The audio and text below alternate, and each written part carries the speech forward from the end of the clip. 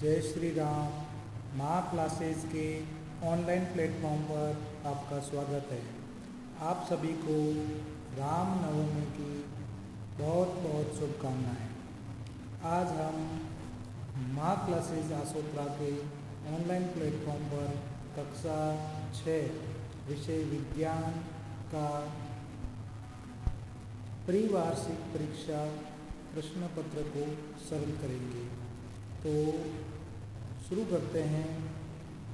कक्षा 6 विज्ञान में पहला प्रश्न आपके सामने, निम्न में से सजीव हैं। तो आपको देखना है गाय, मनुष्य, अ एवं ब दोनों या कोई नहीं। तो आपको देखना सबसे पहले सजीव क्या होता है। सजीव जिसमें जीव होता है, जिसमें जीव होता है वो सजीव है। गाय सजीव है, मनुष्य भी सजीव है, इसीलिए अ और ब दोनों सजीव है। ऑप्शन स सही हो जाएगा। नेक्स्ट,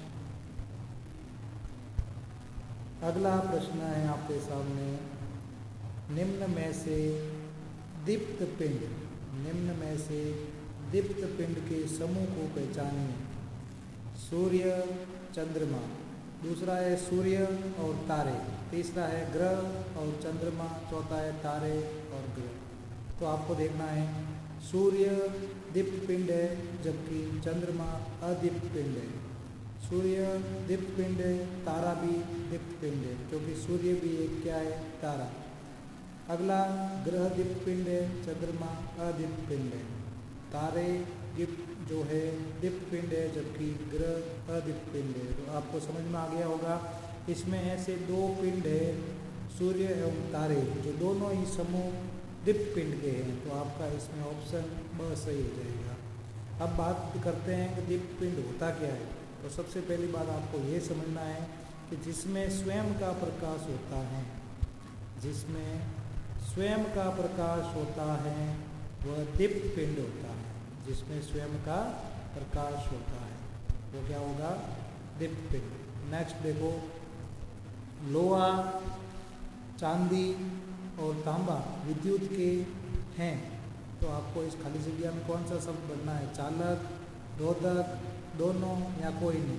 तो ध्यान रखना, लोहा जिसको अपन साइंस में कहते हैं आयरन, Fe, चांदी जिसको हम Ag से लिखते हैं और तांबे को कॉपर Cu से लिखते हैं। अब आपको समझना है कि तीनों चीज़ विद्युत की क्या है, चालक, यानी इसमें विद्युत धारा का प्रवाह होता है। तो जिसमें विद्युत धारा का प्रवाह होता है वो है चालक और जिसमें नहीं होता है वो है रोधक। ये चीज़ आपको समझनी है। नेक्स्ट चलते हैं आगे। जो अपना प्रश्न संख्या 4 है उसमें देखो, चुंबक के खाली जगह दो ध्रुव होते हैं।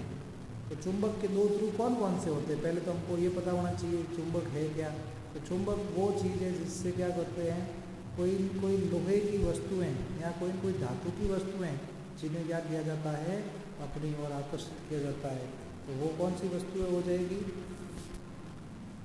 चुंबक जिसको आकर्षित करती है वो। तो इसमें देखो धन एवं ऋण, चुंबक के दो ध्रुव धन और ऋण नहीं होते। उत्तर और दक्षिण, यस, ये नॉर्थ और साउथ, नॉर्थ और साउथ दो चुंबक के ध्रुव होते हैं। अगला प्रश्न देखो, वायु क्या है। वायु ठोस है, नहीं है। द्रव है, नहीं है। वायु रंगीन है, बिल्कुल नहीं है। वायु रंगहीन है। वायु क्या है, रंगहीन। वायु का कोई रंग नहीं होता। वायु पारदर्शी है। कैसी है वायु, पारदर्शी। वायु के आर पार हम देख सकते हैं। वायु गैसों का मिश्रण है, बिल्कुल है। वायु के अंदर बहुत सारी गैसें होती है, इसलिए इसका आंसर हो जाएगा द। क्या हो जाएगा, द। वायु के अंदर नाइट्रोजन है, वायु के अंदर ऑक्सीजन है, वायु के अंदर कार्बन डाइऑक्साइड है।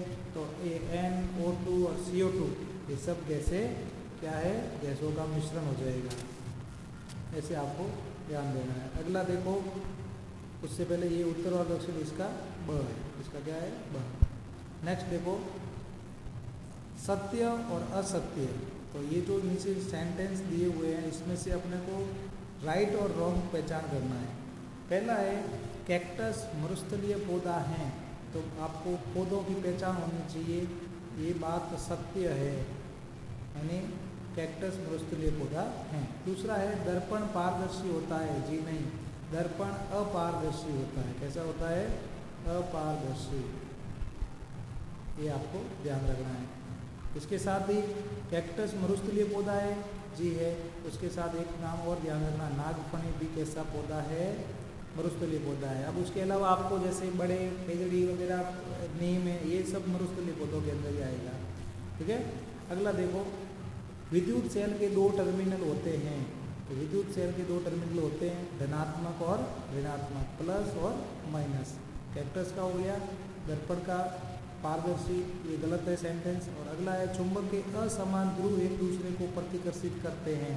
जब असमान ध्रुव होंगे तो एक दूसरे को आकर्षित करेंगे, इसका मतलब ये असत्य है। क्या है? असत्य। चुंबक के असमान, असमान का मतलब एक नॉर्थ है और एक साउथ है, तो ये प्रतिकर्षित नहीं करेंगे, ये एक दूसरे को क्या करेंगे? आकर्षित करेंगे। क्या करेंगे? आकर्षित। अगर यहाँ पे समान ध्रुव होते तो प्रतिकर्षित होते, यानी यहाँ पे नाम समान शब्द आता। आपको दोनों टाइप से तैयार रहना है। अगली बार आपको ऐसा पूछा जा सकता है कि उसमें समान ध्रुव हो, तो आपको ध्यान रखना वहाँ पे आकर्षण होगा, और समान ध्रुव में प्रतिकर्षण होगा और असमान ध्रुव में आकर्षण होगा। सॉरी। अगला देखो, जल तथा मिट्टी में वायु उपस्थित होती है। बात सही है, जो जल और मिट्टी यानी वायु में उपस्थित है, तो वायु में धूल के कण हैं, इसका मतलब ये मिट्टी हो गई। और जल, जल वाष्प के रूप में, तो ये क्या हो गया? वाष्प के रूप में जल हो गया। नेक्स्ट देखो, प्रजनन किसे कहते हैं? बहुत ही अच्छा प्रश्न है। प्रजनन किसे कहते हैं? तो ध्यान रखना, माता पिता द्वारा, माता पिता द्वारा अपने समान, माता पिता द्वारा अपने समान संतति को जन्म देना, अपने समान संतति को जन्म देना। जब माता पिता द्वारा अपने समान संतति को जन्म देना डेफिनेशन लिखी हुई है, तो आपको ऐसा भी पूछ सकते हैं वहाँ पे, उसको क्या कहते हैं? उसको प्रजनन कहते हैं। क्या कहते हैं? प्रजनन। अनुकूलन किसे कहते हैं? अनुकूलन का मतलब हुआ एक ऐसा आवास जिसके अंतर्गत कोई न कोई जीव जो है वो वहाँ पे सुरक्षित और उस वातावरण के अनुकूल वो रह सकता है, उसे अनुकूलन कहते हैं। हर एक जीव का अलग अलग आवास होता है, अलग अलग अनुकूल होता है। जैसे कह सकते हैं कि कोई भालू का एग्जाम्पल दिया, तो भालू अब कहाँ रहेगा? बर्फ़ के अनुकूल रहेगा। अब भालू को कहीं गर्म इलाके में लेके आ जाए रेगिस्तान में, तो वहाँ नहीं रहेगा। जैसे ऊँट का एग्जाम्पल दिया, वो रेगिस्तान में रहता है, तो फिर आप समझ सकते हो कि वो रेगिस्तान में, रेगिस्तान का जहाज भी कहते हैं उसको, शिप ऑफ डेजर्ट, ये ध्यान रखना। तो उस डेजर्ट के अंदर रहने के कारण से वो ऊँट का उसका आवास ये हो गया। नेक्स्ट देखो, अनुकूलन के बाद आपका प्रश्न बनता है दीप्त और अदीप्त पिंड। अभी हमने ऑप्शन वाला सवाल किया तो क्या देखा? दीप्त पिंड किसे कहते हैं? तो इतना ही ध्यान रखना आपको, जिसके अंदर स्वयं का प्रकाश होता है, जिसके अंदर स्वयं का प्रकाश होता है। तो स्वयं का प्रकाश होता है, इसका मतलब वो दीप्त पिंड है। ये कैसा पिंड है? दीप्त। अब एग्जाम्पल देखें तो सूर्य के अंदर स्वयं का प्रकाश है, वैसे तारों के अंदर स्वयं का प्रकाश है। उसके अलावा हम क्या देख सकते हैं? उसके अलावा देखें तो मोमबत्ती, दीपक, ये जितने भी उदाहरण होंगे ये सब किसके हैं? दीप्त पिंड के उदाहरण हैं। टॉर्च हो सकती है, ये भी दीप्त पिंड के अंदर आ जाएगी, बल्ब आ जाएगा। अब आप समझ गए होंगे दीप्त पिंड किसे कहते हैं।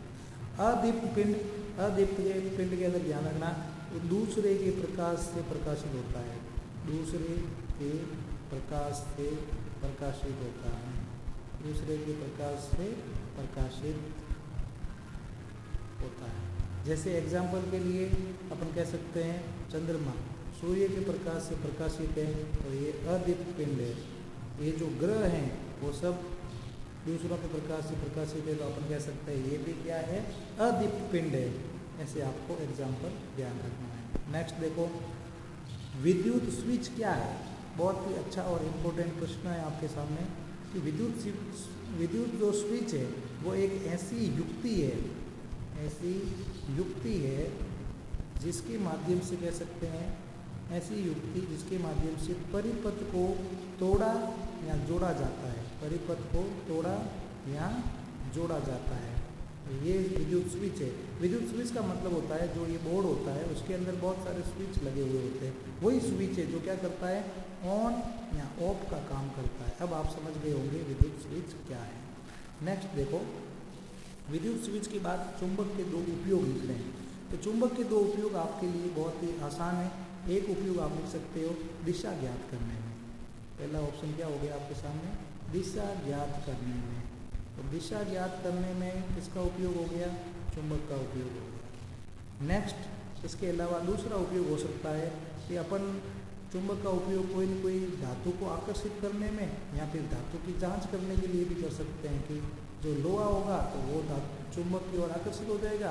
अपन सोने चांदी की पहचान करना चाहते हैं तो वो भी पहचान हो जाएगी। इस प्रकार से चुंबक का उपयोग और भी बहुत जगह होता है। खिलौनों में भी चुंबक का उपयोग होता है, रेफ्रिजरेटर में भी चुंबक का उपयोग होता है, रेडियो में भी चुंबक का उपयोग होता है। तो अब आप समझ गए होंगे चुंबक के उपयोग। जहाँ जहाँ आप चुंबक देखते हो तो आप समझ सकते हो वहाँ पर चुंबक का उपयोग है।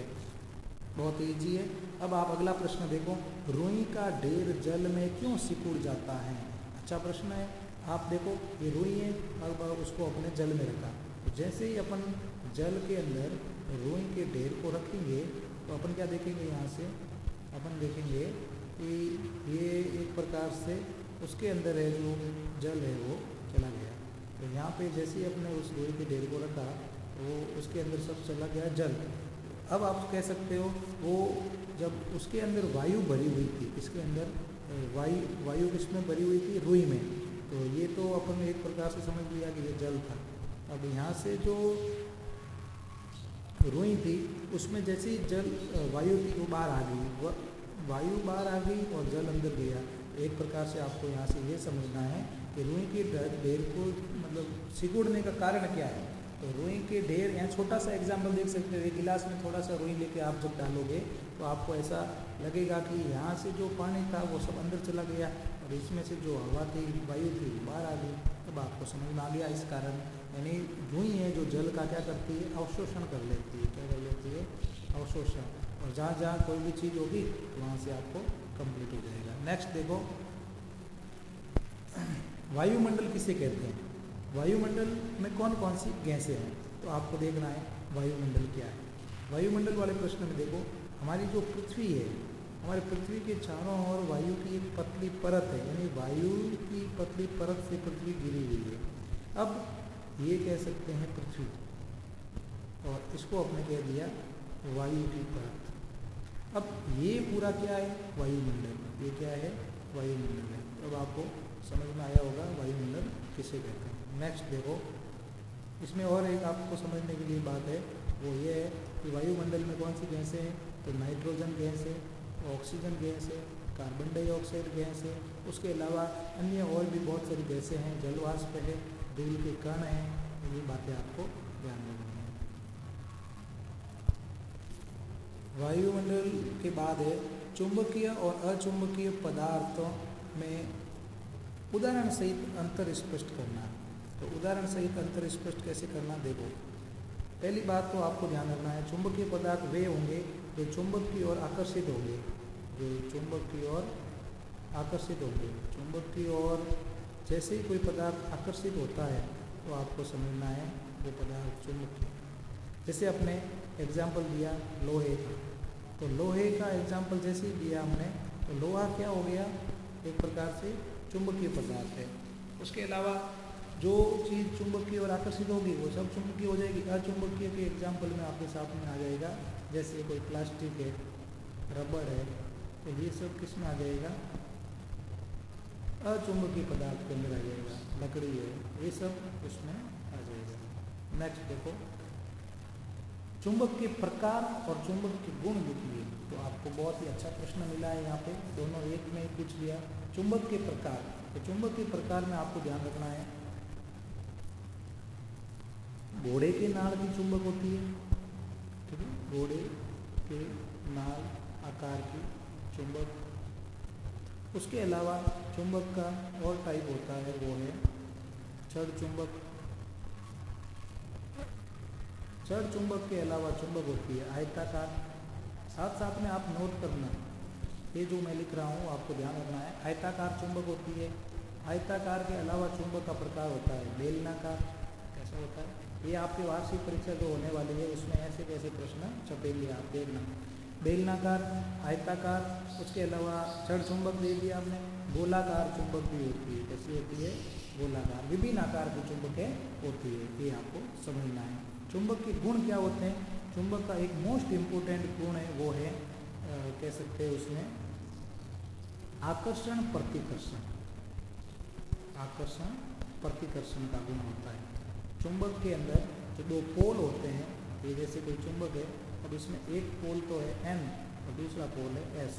अब ये दूसरी चुंबक है, इसमें एक पोल N है और एक पोल S है। अब जब ये अपोजिट होंगे, एक साउथ है और एक नॉर्थ है, तब तो होगा आकर्षण। तब क्या होगा? आकर्षण। अब इसके अपोजिट दूसरा हम देखते हैं कि उसमें क्या है, ये आप ऐसे नोट कर देना, इसको रोक कर नोट कर देना। मैं आपको अगला बताता हूँ। ये एक कोई चुंबक है, अब उसमें अपन यहाँ पे भी साउथ लेते हैं, यहाँ पे भी साउथ लेते हैं, इधर नॉर्थ लेते हैं और इधर नॉर्थ लेते हैं। अब आप देखोगे सेम है, तो ये चुंबक आगे भागेगी। जैसे जैसे इस चुंबक को पास में लाओगे वैसे वैसे ये चुंबक दूर भागेगी। तो ये यहाँ पे क्या हो रहा है? प्रतिकर्षण हो रहा है। क्या हो रहा है? आप चुंबक के प्रयोग भी कर सकते हो। तो चुंबक का आकर्षण प्रतिकर्षण का गुण होता है, एक ऐसे आपने समझा दिया। दूसरा गुण समझाना है दिशा ज्ञात करने में। चुंबक जैसे ही अपन कह सकते हैं स्वतंत्र पूर्वक चुंबक को लटकाएंगे, तो वो चुंबक है जो उत्तर और दक्षिण में, जैसे अपने एक कोई धागा लिया, उससे चुंबक को बांध दिया। हमने चुंबक को जैसे ही बांधा, एक पोल नॉर्थ में आ गया, एक साउथ में आ गया। तो चुंबक का जो नॉर्थ दिशा को बताता है, वो हम जब चेक करेंगे तो रियल में वो नॉर्थ ही होगी। तो अपने को पता चल जाएगा कि ये उत्तरी दिशा और ये दक्षिणी, एक दिशा का ज्ञान कर दिया। और स्वतंत्र लटकाने पर वो हमेशा उत्तर दक्षिण में स्टॉप हो जाती है। ये इसका एक बहुत ही इम्पोर्टेंट और अच्छा गुण है।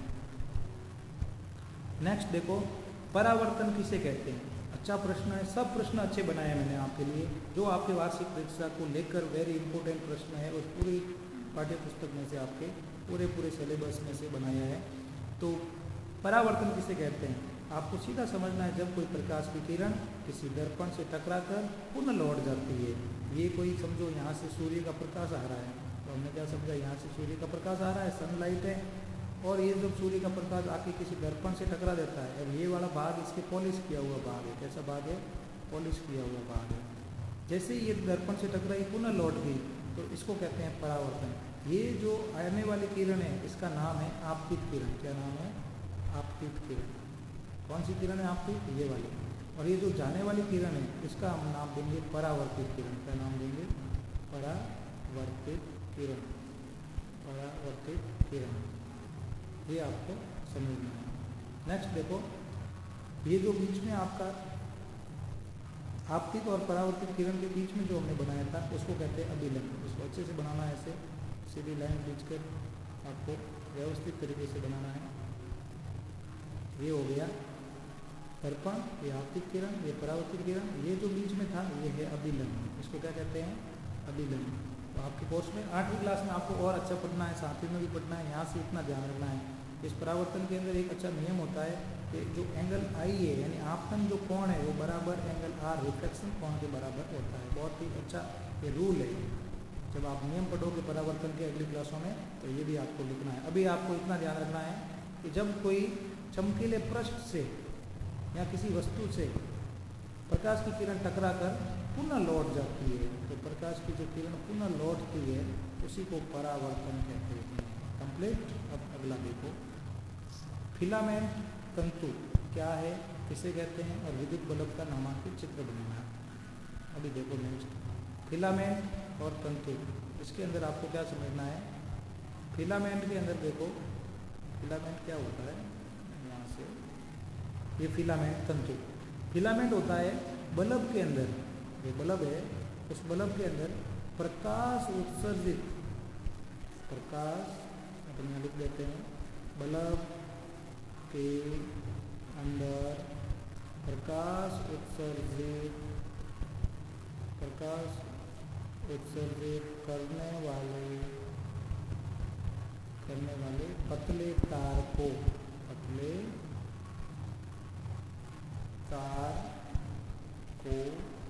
फिलामेंट तंतु कहते हैं। बल्ब का चित्र आप बना सकते हो अच्छे से। अपने बुक में देख कर बना सकते हो। बल्ब के अंदर उसको पूरा नामांकित करना है। नेक्स्ट देखो, आप जब बनाओगे तो उसमें फिलामेंट को भी समझा देना कहाँ है फिलामेंट वाला भाग। जो ये बल्ब बनाओगे आप, उस बल्ब के अंदर ये वाला जो भाग बनाओगे आप, ये वाला भाग फिलामेंट हो जाएगा पड़ता है। बाकी आप टर्मिनल बना दोगे धनात्मक ऋणात्मक दो, इस प्रकार से आपको पूरी व्यवस्थित तरीके से चित्र बनाना। विद्युत चालक विद्युत रोधक में उदाहरण से, जैसे आपने चुंबक वाला सवाल किया था, चुंबकीय और अचुंबकीय, उसी प्रकार से ध्यान रखना। जिसमें से होकर विद्युत धारा का प्रवाह होता है वो विद्युत के चालक। तो विद्युत का जो प्रवाह होगा उसमें से विद्युत का वो क्या हो जाएगा, चालक। तो विद्युत चालक किसे कहेंगे, जिसमें से विद्युत धारा का प्रवाह होता है। नेक्स्ट देखो, विद्युत के कुचालक या रोधक, जिसमें विद्युत धारा का प्रवाह नहीं होता, जिसमें से विद्युत धारा का प्रवाह नहीं होता, वो विद्युत के कुचालक। एग्जाम्पल आप समझ सकते हो। एग्जाम्पल में आपको ध्यान रखना, जैसे तांबा विद्युत का चालक है, चांदी सब सर्वाधिक चालक है, परंतु चांदी महंगी होती है इसलिए तांबे का प्रयोग किया जाता है। ठीक है, ये चीज़ ध्यान रखना है। चांदी तांबा हो गया, ये आपको ध्यान रखना है। उसके अलावा विद्युत रोधक में ध्यान रखना है, जैसे लकड़ी है, प्लास्टिक है, ये जो विद्युत धारा का प्रवाह रोकते हैं उसमें से विद्युत धारा का प्रवाह नहीं होता है। लास्ट प्रश्न आपके सामने, सेकेंड लास्ट है, पारदर्शी अपारदर्शी और पारभासी की परिभाषा। सीधा समझना आपको, ऐसी वस्तुएं जिसमें से प्रकाश आर पार गुजर जाता है ये पारदर्शी, या फिर हम कह सकते हैं जिनके आर पार हम देख सकते हैं, आर पार देख सकते हैं वो पारदर्शी, और जिसके आर पार हम नहीं देख सकते वो अपारदर्शी। अपारदर्शी वस्तु से जब प्रकाश की किरण जाती है तो छाया बनती है, ये भी आपको ध्यान रखना है। नेक्स्ट है पारभासी, देख तो सकते हैं परंतु स्पष्ट नहीं दिखता, तो ये क्या हो गया, पारभासी। उदाहरण भी ध्यान रखना, जैसे हम कांच के आर पार देख सकते हैं, दर्पण के आर पार नहीं देख सकते। और पारभासी में जैसे कह सकते हैं कि धुंधला, जब अपने को कोई सीट के माध्यम से या फिर कोई तेल लगा जो कागज होता है उसमें से देखेंगे तो अपने को पारभासी दिखेगा। बर्फ के अंदर भी अपने को पारभासी जैसा दिखेगा। ये चीज़ आपको नोट करनी है। लास्ट प्रश्न है, विद्युत परिपथ किसे कहते हैं। अथवा में दिया हुआ है, आपको ये नहीं करना तो ये भी कर सकते हो। तो विद्युत परिपथ के अंदर आपको चित्र बनाना और विद्युत परिपथ बताना। विद्युत परिपथ क्या होता है कि जिसमें से विद्युत धारा का प्रवाह होता है, और जिसमें से विद्युत धारा का प्रवाह होता है। जैसे आपने ये बनाया एक प्रकार से, एक बार वापस बनाते हैं अपन। यहाँ से आपने देखा ये कोई तार का एग्जाम्पल दे दिया, ये आपने यहाँ पे की का एग्जाम्पल दे दिया, यहाँ आपने सेल जोड़ दिया और यहाँ आपने कोई बल्ब जोड़ दिया। ऐसे करके आपने पूरा का पूरा विद्युत परिपथ का निर्माण कर दिया। अब ये प्लस हो गया, लंबी लाइन, छोटी लाइन माइनस होगी, तो प्लस से माइनस। हमने पहले क्या सीखा था, जोड़ सीखी थी। तो देखो प्लस से माइनस की ओर विद्युत धारा का प्रवाह होता है। ये की है, ऑन है तो बल्ब जलेगा, और बल्ब जलेगा तो आप ऐसे बता सकते हो। और ऑफ है तो की को ऑन या ऑफ हम कर सकते हैं। ये विद्युत परिपथ का अच्छे से चित्र है, और आप इसको डेफिनाइट भी कर सकते हो। ये चीज़ ध्यान रखना। माँ क्लासेस की जो ऑनलाइन प्लेटफॉर्म पर अगर आप नए हो तो इस चैनल को सब्सक्राइब जरूर करें, दोस्तों के साथ शेयर करें। क्लास अच्छी लगे तो कमेंट में ज़रूर बताएं। मिलते हैं अगली क्लास में अगले कोई टॉपिक के साथ। तब तक के लिए राम राम, जय हिंद।